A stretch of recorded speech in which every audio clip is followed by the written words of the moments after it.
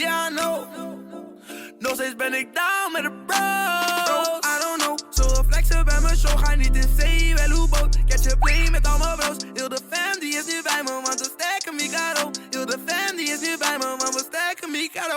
Jump rope, jump rope, jump rope, jump rope, jump rope, jump rope, jump rope, yeah, yeah. Hello à tous, ravi de vous retrouver dans la quotidienne. Les Néerlandais en détente à la veille de recevoir la France en éliminatoire de l'Euro 2024. Ce sera bien évidemment demain soir dès 20h35 en direct sur TF1. Ils ont régalé les 1500 supporters présents. Et nos joueurs dans tout ça, eux ont pris la direction d'Amsterdam de bon matin avec de belles transitions qu'on a kiffé. Kingsley Coman, paf, il devient Benjamin Pavard, c'est magnifique. Et selon l'équipe, Jonathan Klaus devrait être titulaire demain sur le couloir droit avec une charnière Konaté, Lucas et Théo à gauche. Il y a pire comme équipe. Mais vraiment bon, on a vraiment une bonne équipe. Chez les espoirs, ça se passe super bien avant d'affronter la Bosnie en qualif de l'Euro Espoir et je peux vous dire qu'on a de la qualité dans ce groupe. Ce n'est pas le grand Gaël Clichy, adjoint de Thierry Henry, qui dira le contraire. Merci Mathis Tel.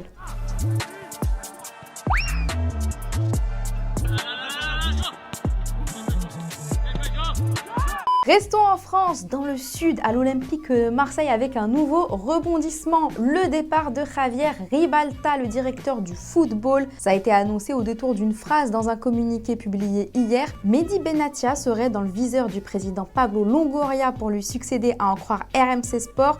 Et les discussions auraient déjà même débuté. Justement, hier, je vous demandais si les supporters avaient, selon vous, été trop injustes avec l'ancien technicien Marcelino. Diane, pour toi, oui, il aurait fallu lui laisser plus de temps pour imposer un nouveau style de jeu avec ses recrues, car ça ne se fait pas du jour au lendemain. Citra, tu es d'accord, car un projet se fait sur le long terme, pas en une saison. Là, c'est quand même moins qu'une saison pour Marcelino.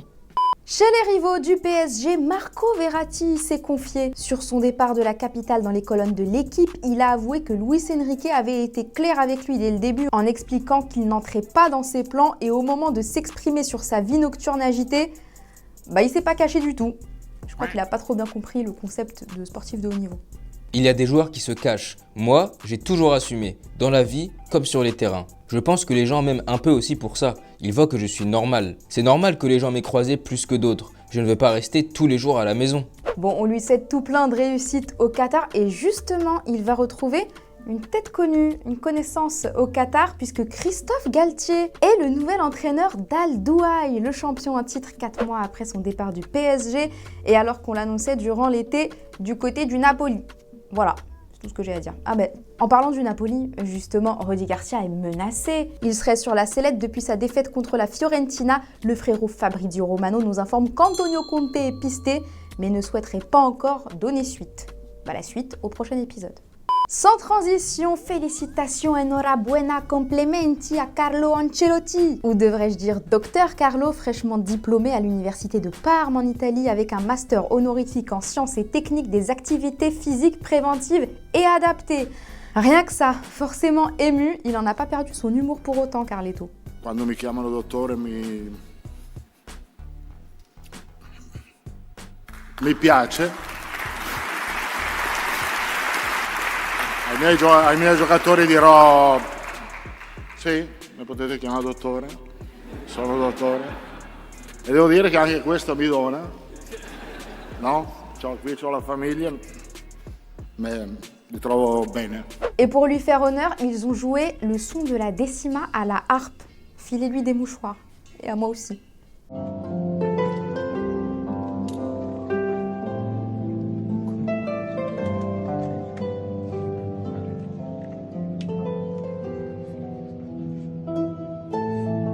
Et vous le savez, Carlo Ancelotti est annoncé du côté du Brésil l'été prochain. Sauf que... Exclusiva. Oui, Edu Aguirre était super content de nous en apprendre une bien bonne. Carlo Ancelotti no tiene absolutamente nada firmado con Brasil. Carlo Ancelotti no tiene nada apalabrado con Brasil. Carlo Ancelotti quiere seguir en el Madrid. Si a Carlo Ancelotti le ofrecen la renovación hoy, mañana o dentro de un mes, firmaría esa renovación por el Real Madrid.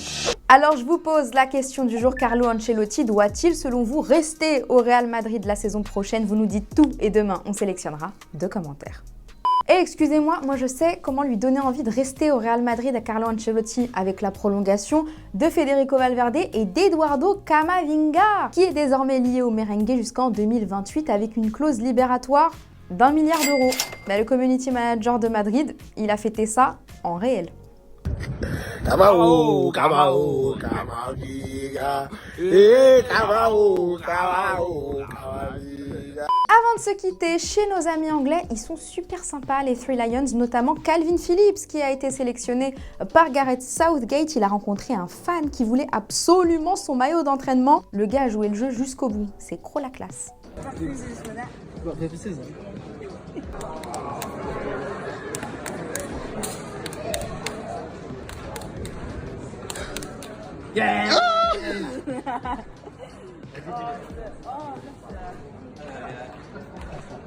Et voilà, c'est déjà la fin de la quotidienne. Rendez-vous sur notre page Instagram pour tenter de remporter le maillot de JC Todibo qui vous est offert par Téléfoot et par Saber Defarge. Toutes les modalités sont expliquées sur nos réseaux sociaux.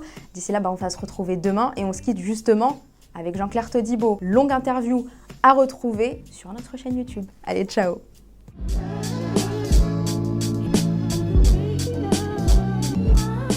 Quand on arrive à Barcelone, là en revanche, on met les pieds vraiment dedans. On met les pieds dedans. Très très haut niveau. Et il y a un statut aussi qui vous accompagne. C'est celui d'être l'un des espoirs du football français à votre poste. Comment on le gère?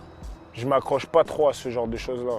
Parce qu'en vrai, de vrai, être le prospect, le meilleur des prospects, c'est que des statuts, et en vrai, ça veut rien dire. On l'a vite vu, parce que de base, je passe d'un grand espoir français, et comme j'ai pas joué à Barcelone, les gens ont dit que j'ai échoué. Tu vois? Du coup, je suis passé de grand espoir français à l'échec de Todibo. Du coup, en vrai, et ça m'a jamais touché parce qu'en fait, comme j'y ai jamais porté d'importance, ça m'a plus fait rire parce qu'en vrai, c'est rien. J'avais quoi? J'avais 19 ans. Ma carrière, elle est encore devant moi. Même aujourd'hui, on parle, j'ai 23 ans, ma carrière, elle est encore devant moi. Barcelone, ensuite Schalke, Benfica. Ces expériences-là, elles vous ont apporté quoi? Peut-être ce que vous venez d'évoquer à l'instant? La maturité, tout simplement. C'est, je pense, ce qu'il me fallait pour comprendre ce qu'est le monde professionnel, avec ses avantages et ses inconvénients, et les assimiler, tout simplement. Parce que savoir ce que c'est une chose, les assimiler, c'en est une autre. En fait, il faut se préparer pour jouer au très haut niveau. On n'arrive pas comme ça. En fait, quand on rentre dans le football, on comprend que le football, c'est pas juste je mets mes crampons et je joue au football. Il y a plein de choses autour. Et malheureusement, moi, j'ai pas eu cette préparation. En fait, ça me dérange pas parce que ça me permet d'être le joueur que je suis aujourd'hui et l'homme que je suis aussi.